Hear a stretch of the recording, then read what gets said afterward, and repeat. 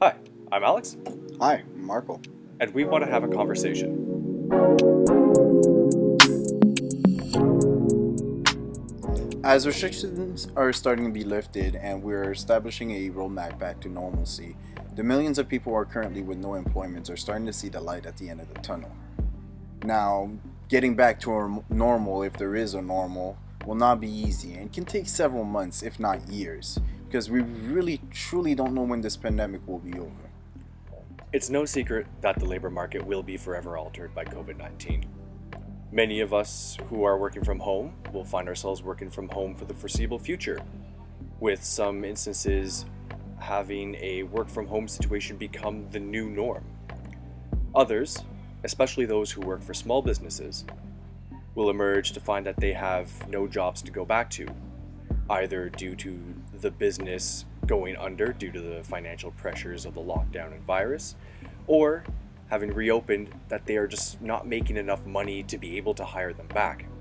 The younger generations, already disproportionately affected by the 2008 financial crisis and the subsequent rise in the gig economy and lack of stability and security in finding a good career, are feeling the effects of the virus much more harshly than those of the older generations.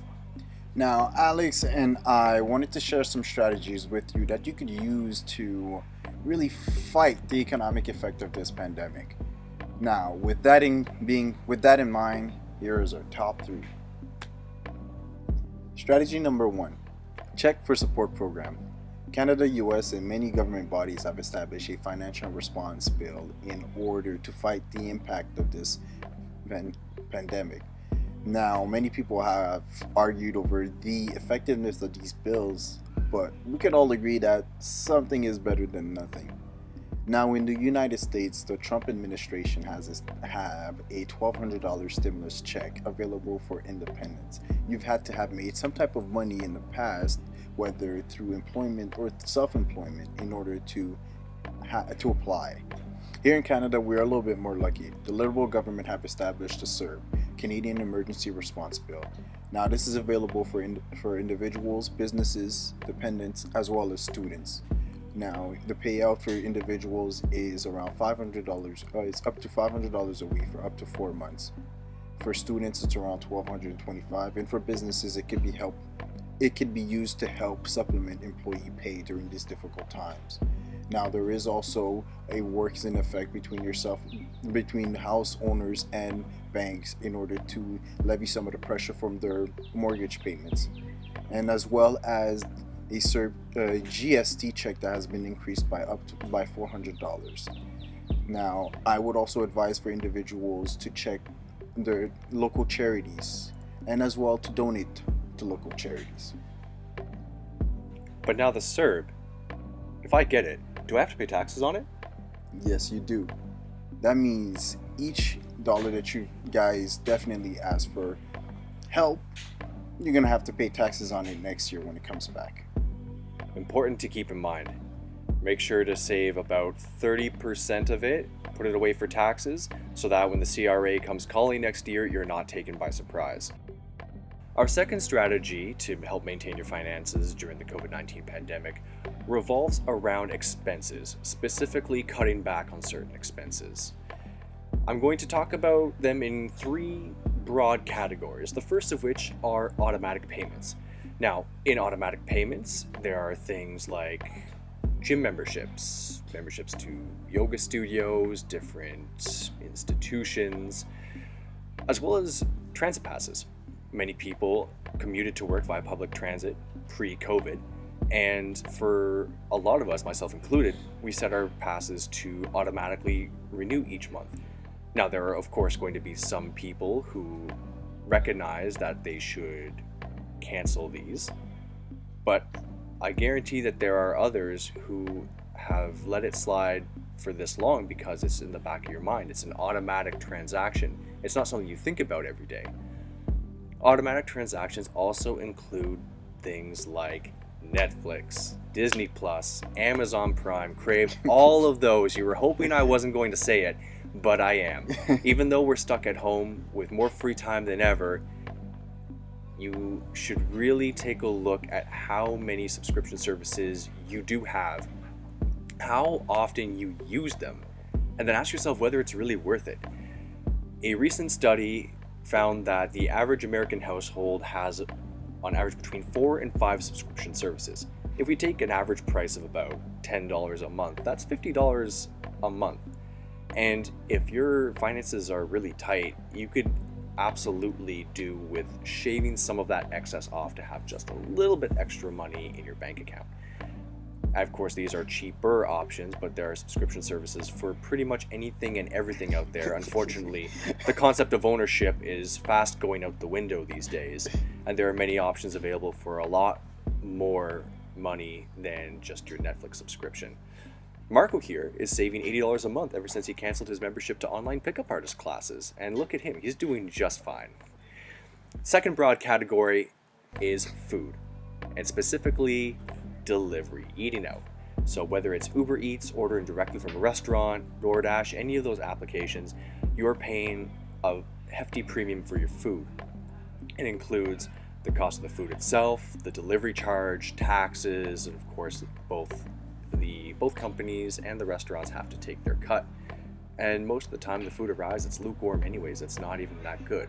So what can you do instead? Meal prep. Plan your meals. Plan your meals around simple recipes that don't use many ingredients.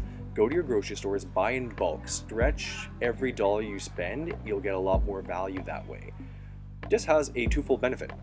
First of all, you don't need to spend as much money in the long run, and you minimize your trips to the grocery store, which saves you from those impulse purchases, those temptations, because as we all know, grocery stores are laid out specifically to take advantage of your brain and encourage you, goad you into those impulse purchases. And we are in the middle of a pandemic, so the less time you spend in a grocery store out mingling with other people, the less exposure you have to the virus. The third broad category is online shopping. Just because stores have been closed all over the world for months does not mean that people have stopped shopping. Rather, they've simply pivoted from swiping their card at the register to typing in their card number on an e-commerce site.